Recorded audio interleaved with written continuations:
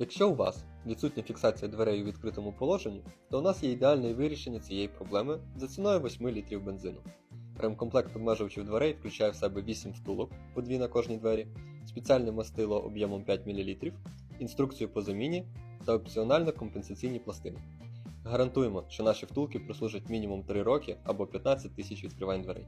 Якщо цікавить детальніше, підписуйся на нашу сторінку, щоб дізнаватись першим про цей та інші наші товари.